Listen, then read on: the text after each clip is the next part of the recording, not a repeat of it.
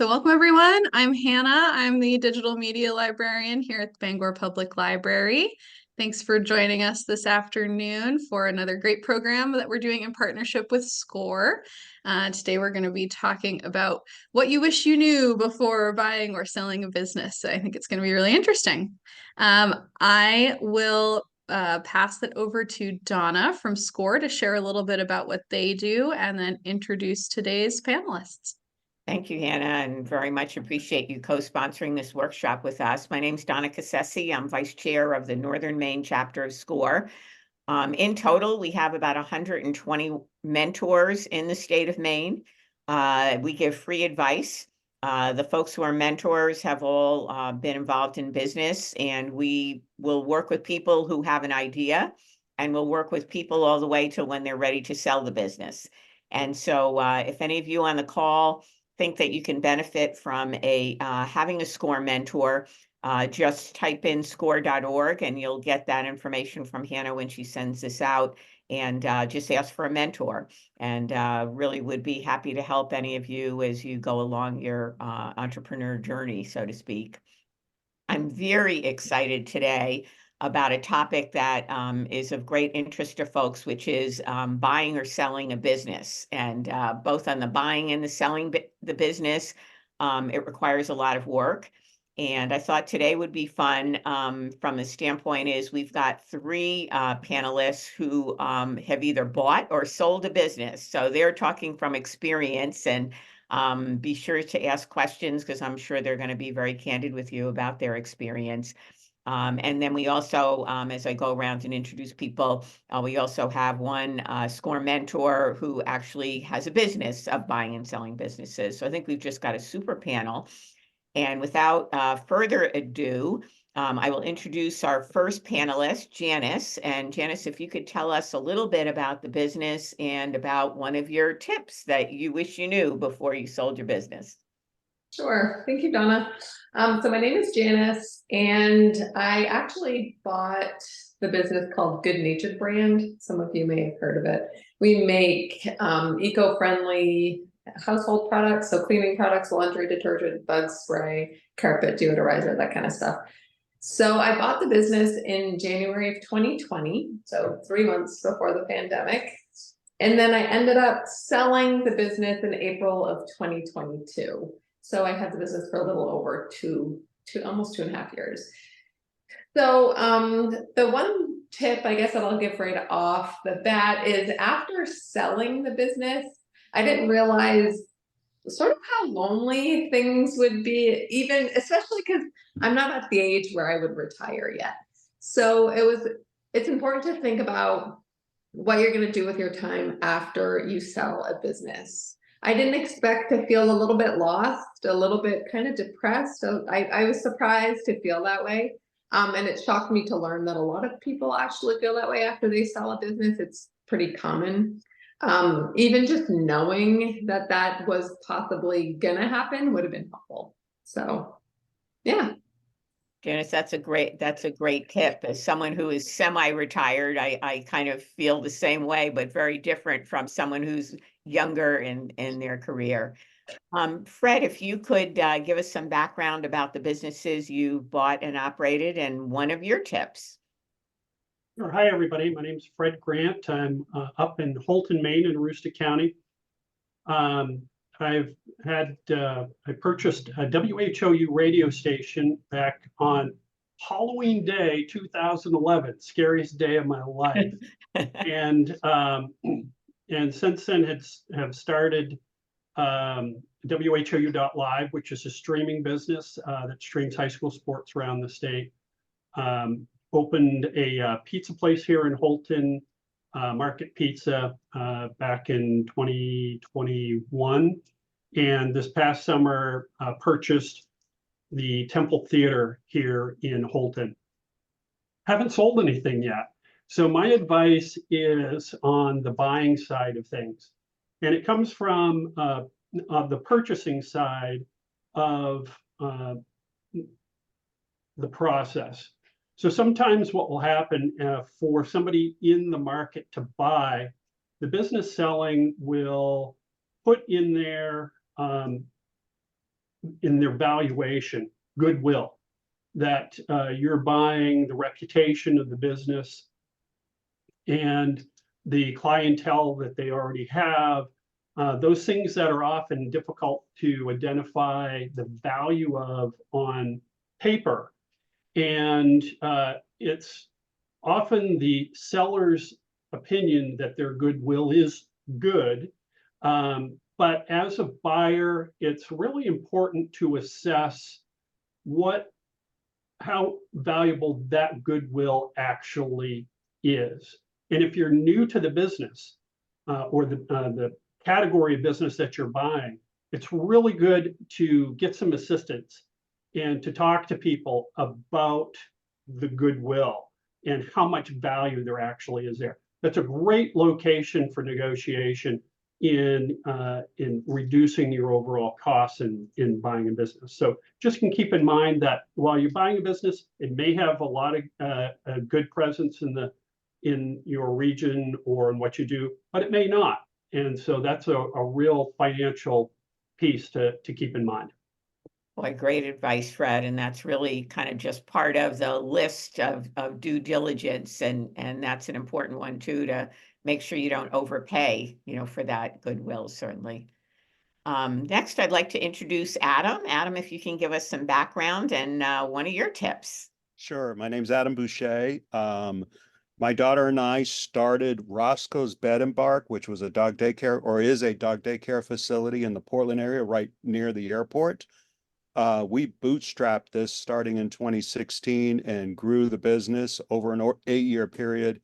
And we actually just sold the business in December of 2023. So we're actually just still wrapping some things up and stuff like that. So different than what was just previously shared with you from, I believe Fred, is I would talk about it from a selling perspective, because as a buyer, you want to sell low, and as a or you want to buy low, and as a seller, you want to sell high. So there's two things actually, and I'll make them real quick, that sometimes I don't think people really completely think about. But if you're selling a business, I think it's really important that you try to make it as easy and as simple for the person that's purchasing it. So, and one of the things to do that is to what we always called in our business, institutionalize your business and your processes. Meaning that everything is really well documented and everything is all really well institutionalized in a way that when a buyer's coming in to buy your business, that they have all of the information that they need to operate the business on a day in and day out basis. We had 30 employees, so that was not only important from the selling perspective, but it was really important from making sure that the employees got trained and were able to operate the business, and we didn't have to be there on a day in and day out basis. The second thing real quick is when you're running a business, you can often have your head down and you're just really trying to run and operate the business. And at the end of the day, if you're getting ready to sell it, quite often someone that's already in that industry is going to be looking at purchasing your business. So before you get ready to sell, do your own networking and understanding who are the buyers out there. Are they other businesses that are rolling up? Are they private equity? Are there people that are already working in the industry? But really have a good understanding, because whether you're working with a broker or if you're working with an investment banker to help you and assisting you to sell the business, those contacts are going to be very, very useful, and having that information and knowing that information is going to be very, very valuable in trying to create a competitive marketplace as you get ready to sell the business. Adam, I really want to pick up on one of your comments. Is we talk about it often in SCORE, is that a business owner needs to work on the business, not just in the business. And so it's really easy from a day-to-day standpoint to just get so involved that you're not stepping back. And so I think one of the real gems that you just talked about was the ability to step back and make sure you're working at a higher level than making sure the floor is clean before someone comes in. That's important too. Yeah. But especially as you're getting ready to sell. Thank you. So Brian, if I can ask you to give a little description of what you do and maybe one buy tip and one sell tip that you'd like to share with us. Sure. Thanks, Donna. So my name is Brian Hanson. I am a SCORE mentor, volunteer, and what's called an SME, a subject matter expert on buying and selling businesses. In my real life, I'm president of Maine Business Brokers, so I help business owners sell their businesses. And then personally, I currently own 4 businesses. I've bought and sold 10 to 15 businesses over the last 20 or 30 years personally for myself. So I have actual practical real life experience in the buying and selling process beyond what I do as an intermediary. As far as advice, there's certainly a lot of ground we can cover. And I think the 3 that have already spoken, offered up some good points. I guess from a seller standpoint, the one thing that I encounter that it's very hard to prep for, and despite a lot of the work that we do, is understanding the tax implication of the sale. And we all know taxes are coming, and when business owners decide to sell, they can ballpark what that might be. But when it comes time for the closing documents to be put together and they see what the taxes might be, both federal and state, sometimes it creates a moment of pause where they wonder if they should really sell their business or they can afford to. So I think it's really important for sellers, as they talk about their ultimate exit strategy, not only to identify where they want their business to be in terms of value, right, but also what's it going to look like? What is the taxable event going to look like at the closing? So they're not caught by surprise and they're planning accordingly. Mm-hmm. And as far as buyers, I deal with hundreds and hundreds of buyers a year. Half of them are from out of state, and sometimes they don't have a really strong idea of what they're looking for. But I think the one halo umbrella that draws people to Maine businesses is lifestyle, right? People come to Maine from out of state looking for a business that fits a change of their life, whether it's moving from a large city or they're empty nesters moving to Maine to retire, or they're leaving a corporate life to become a small business owner. But they're moving to Maine because there's perceived lifestyle. And if your business fits into that brand, that it appeals in some sort of way to that Maine lifestyle brand, then I think that can help from the saleability of a business. Yeah, that's a really interesting comment, Brian, because I know I live in a small town, and very often when people are ready to sell, they just think locally and they don't look beyond, the local market. And I think that idea that someone from away might actually think that your business is interesting, and then how you go about marketing that, I think that's an excellent tip. I'd ask people, if you have any questions, you can just put them in the chat, or you can come off mute. I know there's probably a lot of questions that are going around in people's minds, and if I don't see any, we'll kind of do our second round of tips while you're thinking about your questions. So Janice, what other thoughts have you had, maybe even listening to some of the other folks on the panel that come to mind? One thing is also being willing and to pivot a lot, possibly. After I bought the business, 3 months later, the pandemic hit, and 6 months into owning the business, I had to take over all of production because the co-packer was just going really poorly. So I had another job, so that all of my whole life had to change. So just understanding that, flexibility and being willing to pivot is very important as an entrepreneur. Okay, great. Hannah, I think we have a few questions. Do you want to pose those? Yeah, so Sarah's asking, are there websites where people can search for businesses on sale? Anybody who has the answer, go for it. Well, I can answer that. There's a number of websites that are aggregator sites. The largest one is called bizbuysell.com, and it's out of England, and they've sort of also bought some of these smaller sites too. But almost all what we call Main Street businesses, smaller businesses, are usually featured there, either if they're being represented by a broker or whether it's a for sale by owner. You should be able to find it, but it's there's a lot of listings. So to go to another tip, Donna, it's when buyers start looking for businesses, we really encourage them to define their search criteria. Because if you were just to search for even something as simple as, business in Maine, there's hundreds of listings, and sometimes you can really lose a good opportunity because there's so much data sort of, fire hosing you. So I would check out Biz Buy Sell first, and that sort of gets you started. Great. And another question? Sure.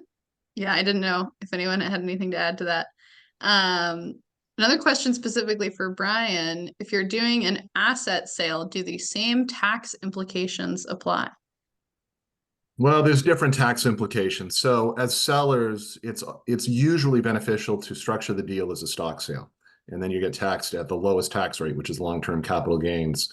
But buyers are rarely, if ever, going to agree to structuring a stock sale just because of unknown liability issues. So we're seeing 99% of all deals as asset sales, which means the buyer is purchasing select assets of the business, both tangible and intangible. And in that case, there's a process that we call allocation, where the buyer and seller have to agree how the various asset components of the business are assigned value as part of the purchase price.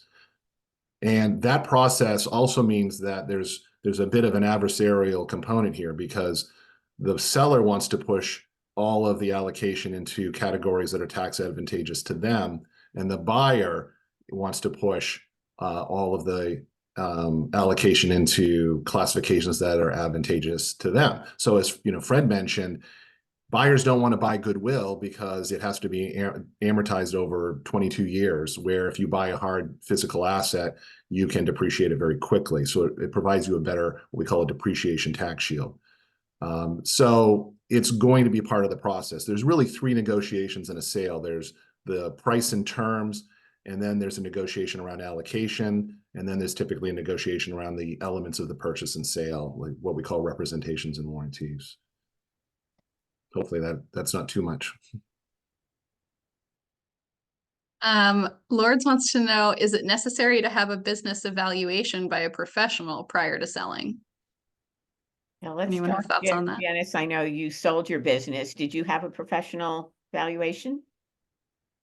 So no, we did not. And we were approached by someone who wanted to buy the business. We didn't go and advertise to sell it. So we didn't have a broker. And they're the ones that gave us an offer, right? Sort of like right off the bat. And then we got lawyers involved after that. Okay. Adam, how about you? Did you have your business evaluated before you sold it? So we actually hired an investment banker out of Chicago to help us in selling our business. And they did their due diligence in regards of coming up with a range of what the business was worth. But this also gets back to my comment that I made in the beginning about being really well connected with the industry. You should have your own personal reference of understanding what's going on in the industry and what businesses like yours are selling for, and what is the multiplier, and what are the items that are making it very interesting to the buyers. That helps you maximize your price, and knowing what to do with that. So albeit we had an assessment, as soon as you meet with a broker or you meet with a investment banker, they're going to say, how much do you want for the business? Because they want to understand, how serious are you in selling it, and are you coming from a reasonable point of view? And you really can't answer that question unless you know what's going on in the industry and you know what businesses like yours are selling. So yes, we did have it. But when people asked us the question, how much do you want for the business? It happened to be that what we wanted was very close to what it appraised and very close to for what it sold. So it's just another data point, and you always want to make sure you have as many data points as possible. Super. Yeah. Thank you, Adam. Pan, I think there's another question in the chat. Yeah, Mark wants to know if anyone can address selling to employees. Does anyone have experience with that? That's a no for me. The one thing I'll say, and I wish that I remembered the name of the group, but there is a organization in Maine that helps people sell to employees. And I will give that name to Hannah when she sends the notes out for this, but they're terrific. They have negotiated a lot of deals for folks, and there's there's been coffee shops that have been bought out by the employees. So my first recommendation would really be to go to that group. They've got a nice presentation around kind of what people should be thinking about before they do that. And if I can find that, I'll send that as well.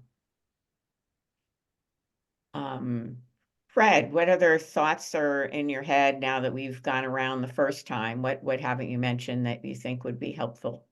Well, I think valuation is real key on both sides of the process. And you're going to find that some sellers have, as Adam said, they've done their homework. They have all the data points. They know what should be expected and what the industry is bearing. If you don't have a clear idea of that piece as a buyer, it can often be difficult to actually get and figure out your own valuation for that process unless you get some outside help and people that are really good in your industry about it. One of the challenges I had at the radio station was really trying to evaluate two things: the financials that were provided, and depending on where the business owner's life cycle is as far as the business goes, their income could be displayed on the financials as being very good, lots of profit, could be very low, that they've been reinvesting in the business, and so they're not showing profits. And really trying to dig deep as to not just what the financials on the paper say, but what's the life cycle of the owner and the ownership of that business. And the other piece that goes along with that I've talked with other folks on is, on paper, the real goods, the equipment that a business may have gets listed as an asset, and being mindful of, is the asset listed from the original purchase price of that asset, or what the life is actually for that asset? I had to go through that process where somebody had, the seller had listed all of the assets at the purchase price or the replacement price, when in reality, once you've gone through and evaluated, there was a number of assets that had to be repurchased. And that dramatically improved my buying position from what they were asking. So just keep that in mind as well, is that although something might have had value in the past and it can show on paper as having value, it may not actually have any value, or it could have less value than that. On the flip side, it could have more value too if it's a rare item that's still difficult to get a hold of. Great advice. I think we have another question, Hannah. Yeah, Frank wants to know, can Brian discuss multipliers? What are common multipliers seen in Maine? Hey, Frank. He probably has his microphone off. Frank and I work quite a lot together through SCORE. So for people that aren't familiar, earnings multiples are sometimes a useful rule of thumb to ballpark a business valuation. And there's a lot of components to this that we don't really have the ability to delve into here on this workshop. But the first is to understanding what the earnings are to be multiplied. And that's sort of a topic, a whole nother series. But multipliers in Maine and in the small business community in general throughout the country historically are between 2 times and 3 times bottom line cash flow. And when we use the word cash flow, we're not talking about net income used for tax purposes, right? Because for most of us, our income tax preparation its goal is to reduce your taxable basis at the end of the year, and not necessarily to show that your business is very profitable, right? So we need to figure out what that bottom line cash flow number is. But the multiples are, again, between 2 and 3, but it sort of follows a standard deviation curve. So for businesses that might be distressed or in a sector that isn't that exciting or has fundamental risks to it, you might see 2 or even lower than 2. And then with businesses that have really good reoccurring revenue models or have cash flow exceeding 800, 900,000, you're going to start seeing multiples above that 3. But it all sort of averages out around 2.4, 2.5. And again, it's really a rule of thumb, and but it's a useful one because it will get you in the ballpark of your business valuation. Great, thank you. Andrea wanted to know, is a quality of earnings necessary for a smaller sale under 350K?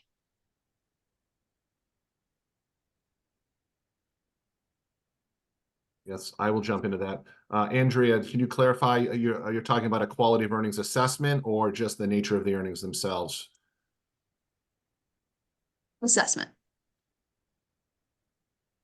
Well, I guess it will depend on buyer and seller, and I think both, Fred and Adam talked about it. As a owner, understanding the value of your business and understanding your financials so you can both explain it to a buyer and to help with the valuation processes. But on the buyer side, understanding how the business performs over time.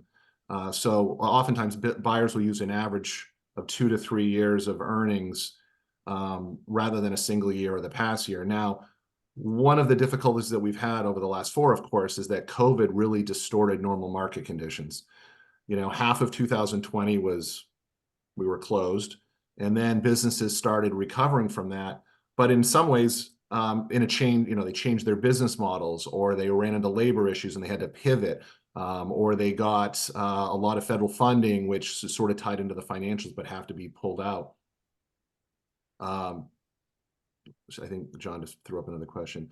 So I guess, Andrea, I hope I'm answering your question, but for buyers, there's really, we're not seeing audited financial statements. So for small deals, there is a qualitative nature of the information the seller is going to provide and the buyer needs to assess. So I don't know if that quite answers your question or not. And yeah, as you noted, Brian, John put another question in. Andrea says, yes, thank you. John wants to know, in this case, is cash flow equal to net profit? No, John. So cash flow is really EBITDA plus O, where EBITDA is earnings before interest, taxes, depreciation, and amortization, and O is owner benefits. And those owner benefits could be in the form of salary or personal expenses that are run through the business. I got a comment I want to make, and this is probably more true of smaller businesses, but I had a SCORE client who wanted to sell her business and had extremely poor bookkeeping. And I really advised her that she should keep good books at least for a year before she tried to sell her business, because I felt like her business had a lot more value than what she had reported, so to speak. Her bookkeeping was just not very tight. And so I'd also say, as people are thinking about selling their business, it's really important that, and I'm sure Brian has had this opportunity. I know the 3 people I'm looking at from my other panelists probably all had wonderful bookkeeping, so that wasn't a worry. But it's especially on the smaller businesses, it is extremely important to have your books in order before you put your business on the market. All right, Adam, what other thoughts have you had since you listening to this discussion? I think exactly one of the things that you just talked about, the bookkeeping, is, this kind of gets back to my whole thing about institutionalization, and I'm talking about it from a seller's perspective.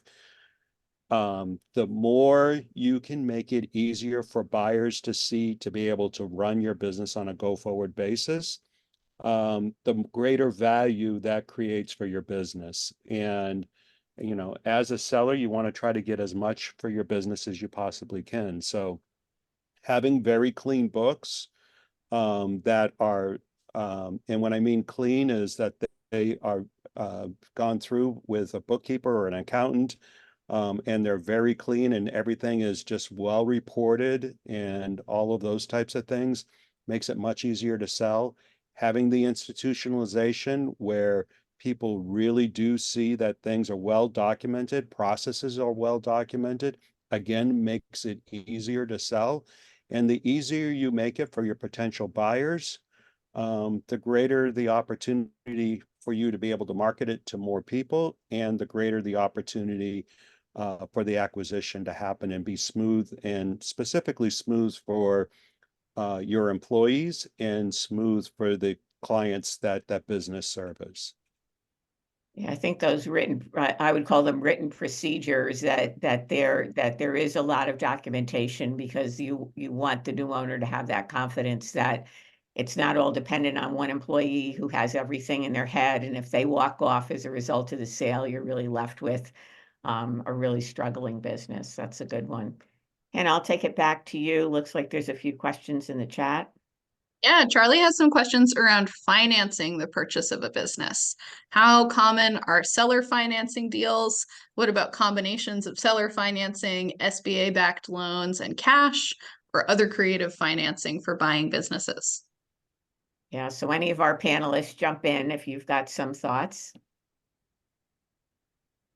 I would say, from a seller's perspective, what makes an attractive buyer are those buyers that have their financing well aligned and really set up well. So as a seller, I personally might consider selling my business at a lower price versus providing owner financing. And so the more complicated the financing is from a buyer perspective, the more it puts you at a disadvantage as a buyer, especially if there's multiple buyers looking at a particular business. So there are opportunities out there in getting loans. There are opportunities of getting assistance and all that type of stuff. There are opportunities to have owner financing, and a lot of businesses do sell with that. But if you're a seller, cash is king. How about you, Fred? It looked like you had some thoughts. Yeah, so if you're in a position where you're thinking getting financing from a traditional method is going to be difficult, I know for a fact that Maine has sellers that will do owner financing. But with that comes a risk. And, make sure that you've got a good lawyer and invest in the legal side of things. A seller is going to want to move their business on. They want you to be successful, but at the same time, they don't want to be left holding the bag if you are unsuccessful. And so there's a balance there. As Adam said, you're going to pay more if the owner is financing for you, because there's a risk there to the seller.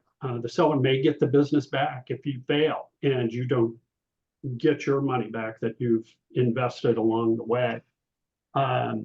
So you better make sure, and this is one of the points I was going to go over if we had time, is make sure your math works. That if you're taking over a business, you've seen the financials, and you have a plan for making enough money to make payroll, all of your fixed costs, and you're paying yourself, and your financing. You've got to know how it is that you're going to make the money to make a living and to make your business work, and how long is that going to take you to get to where you want to go. We've seen it a lot up here in northern Maine, where people will buy a business and they just can't make the math work. It's better to figure that out ahead of time.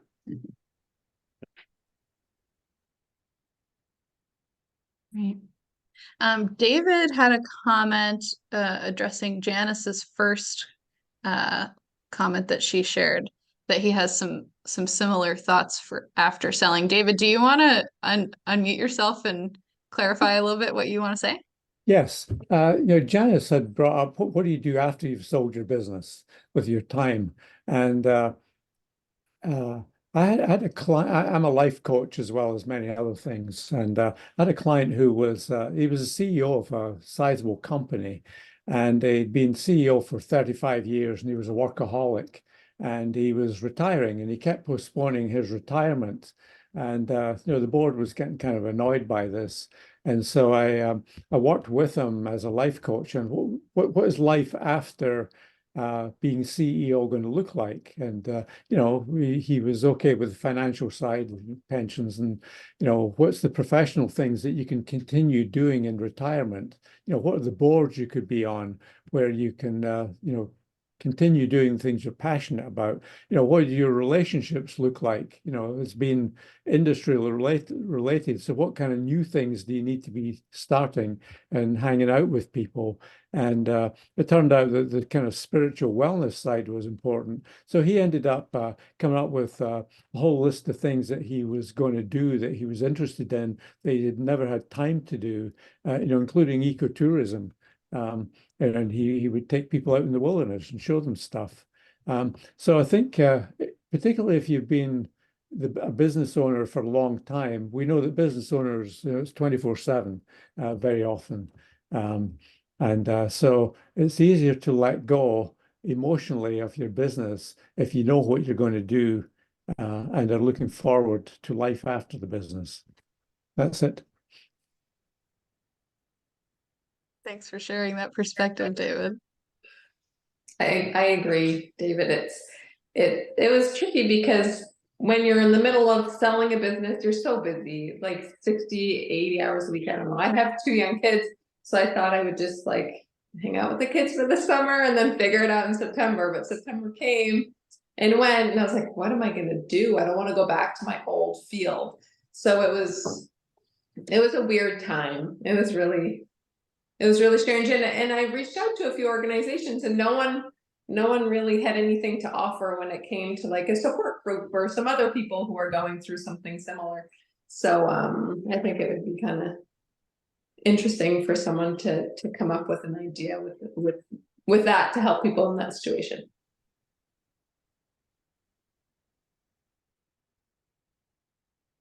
We did have another question in the chat from John asking, is there such a thing as warranty if profits are not met after a sale? Let me tackle that. So John, generally no, and that sort of ties into why small businesses are valued at lower multiples or formulas than larger businesses that have economies of scale or access to cheaper lending or have in-house corporate counsel. Small businesses are inherently risky and there's no way to predict it. So a seller would never make a representation about future profitability. However, sometimes these deals are structured with a variant of a seller financing, which is called an earnout. And that means part of the payment is tied to the future performance of the business.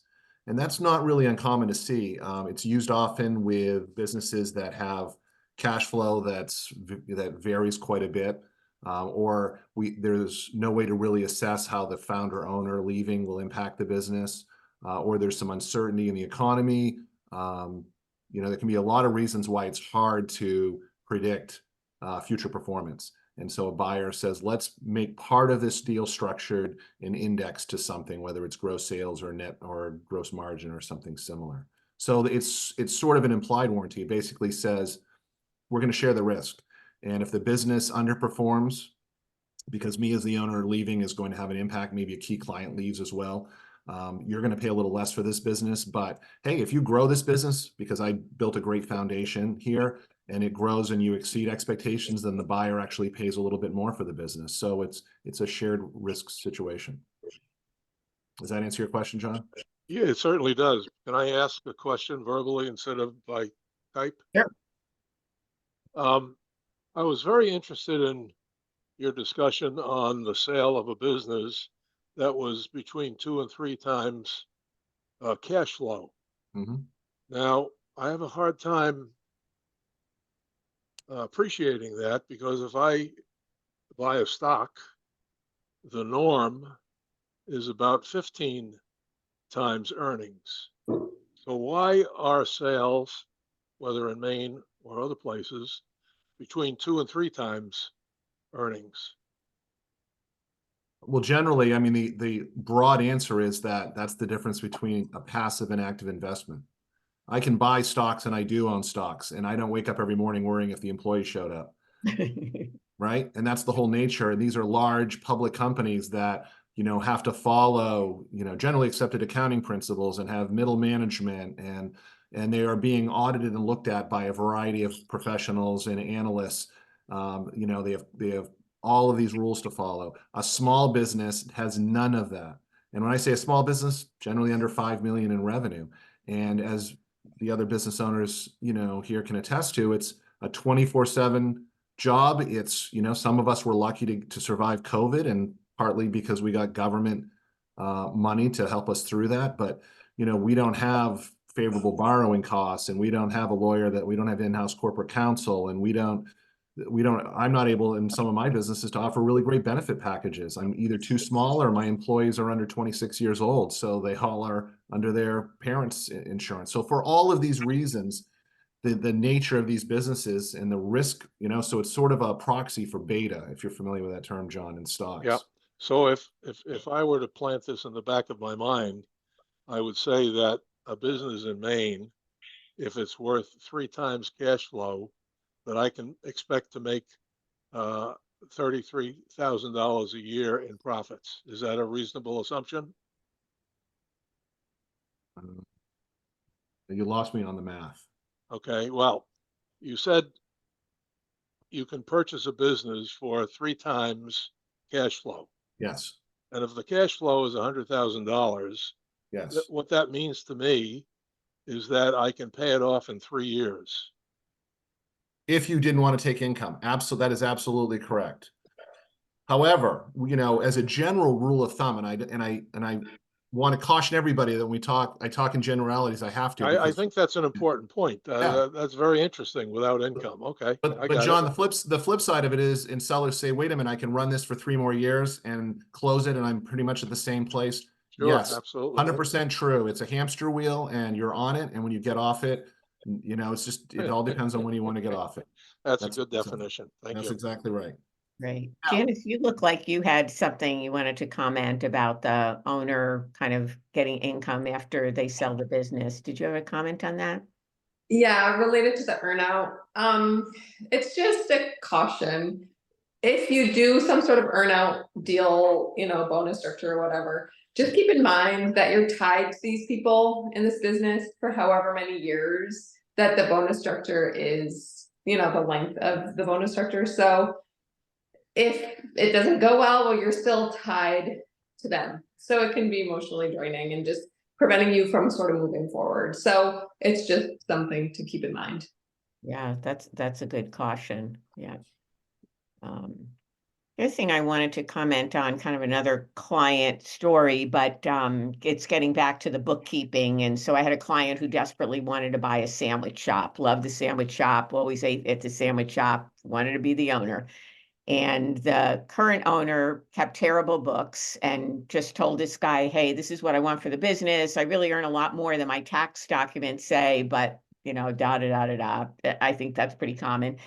And so what we told the person who wanted to buy it was to tell the owner that he was going to come in every day at the end of the day to see how much cash turned over. And it turns out that the business was worth about 25% of what the owner said it was. And the only reason why I bring this up is, there are a lot of small business transactions in Maine that don't have a lot of support.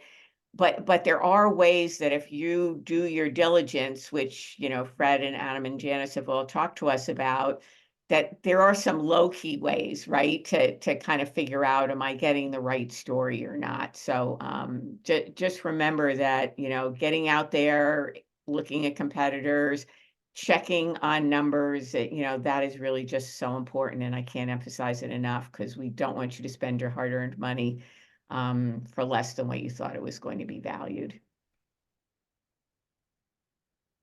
Here's an interesting question from Lords. Any advice on separating the business from the building? We own both and are thinking of selling the business but keeping the real estate. So I actually owned the business and owned the real estate.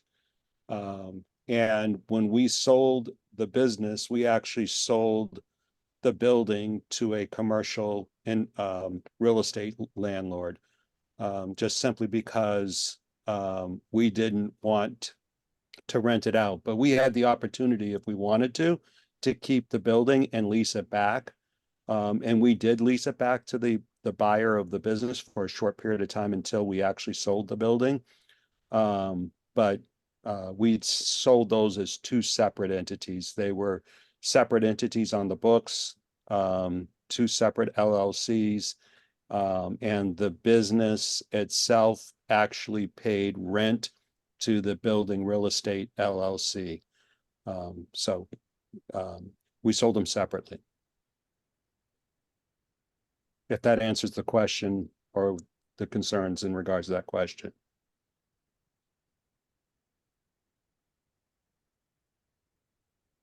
All right. Patrick wanted to know, are there go-to resources in Maine to help individuals find businesses that are looking to sell? You know, we mentioned a broader website earlier that maybe someone can repeat, and I'll just jot it down for folks in the chat. But anything beyond that that's specific to Maine? No, I don't think so. You know, there's really two types of sales. There are sales where the seller requires confidentiality. And in those cases, they have to use, you know, anonymous sites, and they're putting in ads that don't necessarily identify their business. And that process, it's what makes my job very difficult to do, but that process doesn't lend itself for a lot of sales channels, right? Where sales channels typically are to blanket whatever you're selling to a broad audience and with a lot of transparency, like commercial real estate or selling a home or a car. So these larger sites allow for the blind ads. And then in Maine, because it's such a small market, you know, most sellers really are concerned about confidentiality. They don't want their neighbors or their clients or their customers or their vendors to know they're for sale. They don't want to disrupt the market or create confusion or stress on their employees. So it's part of that confidentiality makes it difficult sometimes for buyers and sellers to connect. So there isn't like a specific Maine site. And honestly, in any given year, Maine's got 200, 250 businesses for sale. So it's a real small market, very small market. And I don't know if anybody, it would make sense for someone to build a, you know, business in Maine for sale website. I don't think there'd be enough activity to really support it. Can you remind me, Brian, what was the first website that you had recommended earlier? Yeah, the large one's bizbuysell.com, and you can search by state and you can search by industry. There's all sorts of filters to really narrow down the search. If the person asking the question was actually looking to find a business to buy, we just had here in northern Maine an article come out in the Bangor Daily about I think it was 5 or 6 businesses that were looking to sell up here, and I think it goes back to something somebody said earlier, is really trying to identify what type of business it is that you're interested in. Some people may not care. They just want whatever business is available and see if they can fit their preference to that business. But if there's a business out there that you are interested in owning, talk to the owner and see if they would be willing to sell, or if they know anybody that else is in that similar business that would be willing to sell. You're also limited by your geography. If you live in Maine and you know you want to have something local, and that narrows your pool of resources down considerably. Frank wanted to have folks discuss the need for the seller to participate in the business after the sale.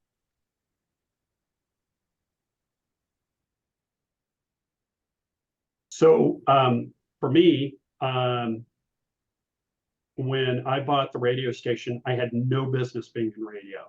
I had no history in radio. I had no idea what I was doing. I had a very steep learning curve. So the previous owner helped out, which creates challenges. And from the standpoint of you're trying to create your own identity, You have staff that are questioning who do they talk to about things, and being able to who do they go to, how do they, and it's a lot. But I had no experience whatsoever. So I needed help, and the employees were great, but there are some portions that the previous employer really had to fill in the gaps for me. Other people may be coming to a business with experience of themselves and said, we're fine, thanks, see you later.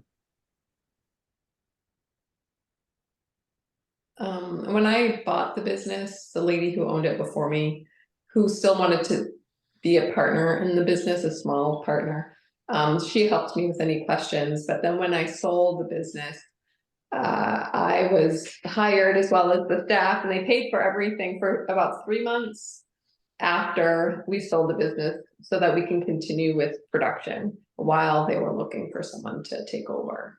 So. And Yeah. I had a different point of view. I wanted nothing to do with the business once I sold it. I don't blame you. Yeah. For the exact two reasons that previously said, it creates a lot of yin and yang, and it creates a lot of tension quite often. And, a new buyer might come in and say that they're going to want to take the business in a direction that you've already told the employees we're not going in that direction. And now you are, because you have a new owner. And they're a majority owner, or all of those types of reasons. So I personally just did not want to get caught in the middle of that. But the other side of that was, that's why we spent a lot of time institutionalizing the business in a way that we were not involved in the day-to-day activities of the business. I literally spent 1 day a week in the business. The rest of the time I worked from home, only because that way it gave me the opportunity to work on the business versus work in the business. And I wanted to prove to the potential buyers that this was going to be in a position of being a smooth transition. The clients didn't know who I was. The employees reported to a general manager. It just made all of that much smoother. And for the previous reasons, I just didn't want to be stuck in the middle. So I was on an agreement to help them from not in the building, but off-site for a duration period from the handoff. Because once you sell a business, there's a lot of things that need to hand off. So was involved in that process of handing off all of that, but no longer involved at all in the day-to-day operations of the business. And that was strategic on our part. That's the path we chose to go down. Yeah, I've also heard of those different perspectives. Providing a retainer, for the person that sold the business so much a month, that really just allows you to call them up and ask a specific question, and you might do that for 3 to 6 months. So you're not really involved in the business, other than you're being compensated for your knowledge when someone has a question. So retainer for a period of time sometimes is helpful as well. That was an agreement of the sale, and it wasn't a retainer. It was just an agreement to make sure there was a smooth transition. As a seller, you want to make sure that the employees do well as part of this process. You want to make sure the clients do well, and you want to make sure the business does well. So you want them to be successful, but new owners have new ideas. Charlie had a question, and Brian, I don't know if you want to take a stab at this, but if you had to guess, and I assume it would be a guess, what % of businesses sold in Maine are not listed on bizbuysell.com or similar?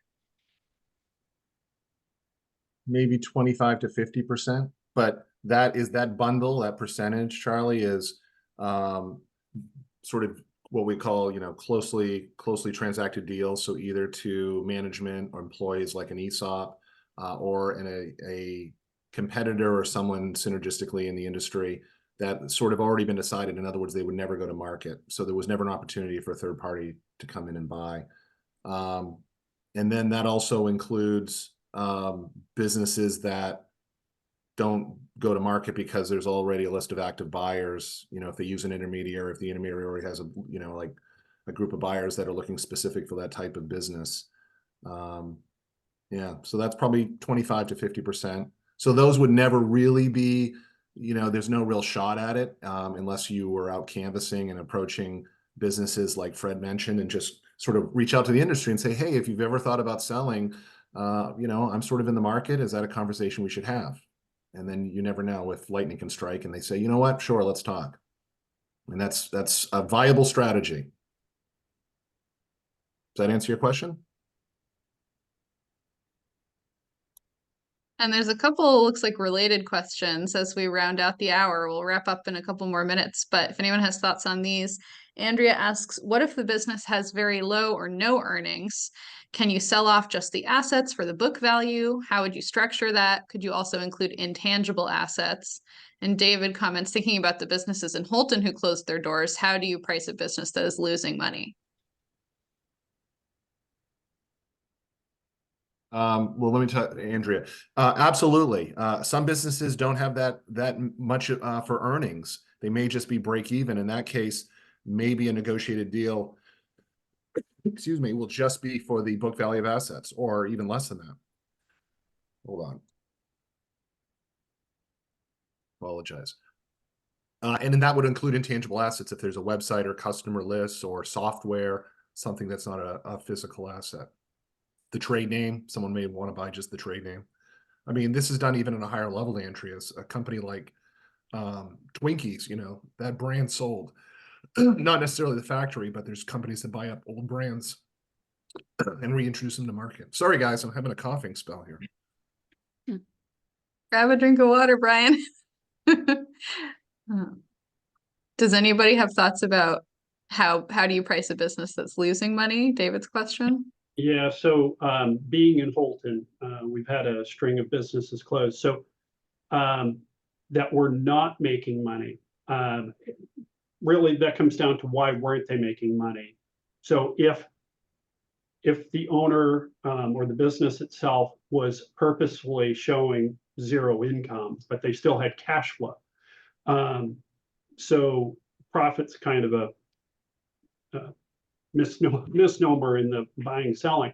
So in the case of in Holton, one of the businesses had what I would call tangible assets as far as equipment goes, but their business plan was the problem. So you'd be hard pressed to find somebody who would say, look, I love your business. I think you've done a great job. I'd really like to buy the name and what have you. There was no value to the business itself. So there's no value there. And that's what it all comes down to. It would be very easy for somebody to say, they had a restaurant, I'm going to open my own restaurant, and you aren't worse off.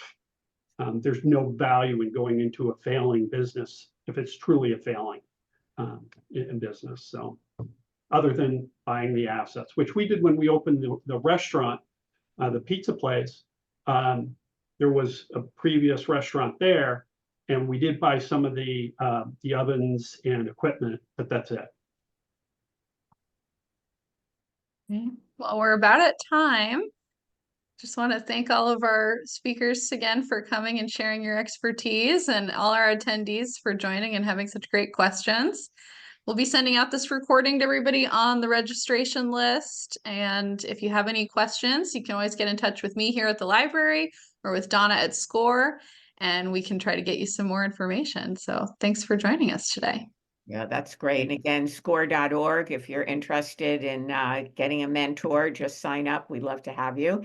And again, the panelists, just superb job. Thank you so much for your time today. Bye. Thank you. Thank you. Bye, everybody. Thank you.